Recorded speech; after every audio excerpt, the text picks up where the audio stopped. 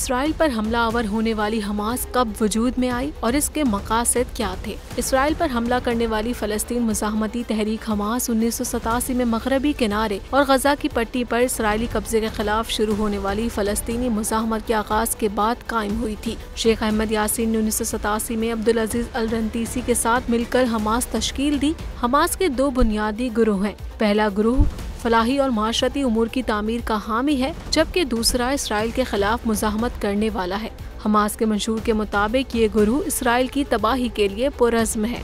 वक्त के साथ साथ हमास के अस्करी विंग अज़ीउद्दीन अल कासिम ब्रिगेड की ताकत बढ़ती रही और सन 2005 के बाद हमास ने फ़लस्तीनी सियासी अमल में शमूलियत इख्तियार करना शुरू कर दी।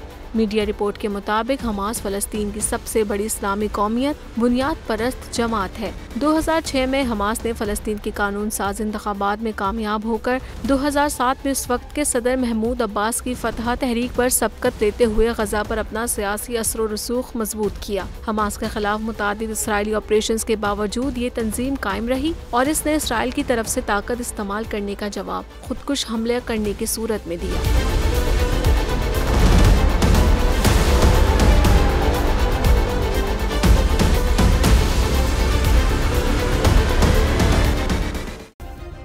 सब्सक्राइब करें और बेल दबाएं ताकि कोई खबर रह न जाए।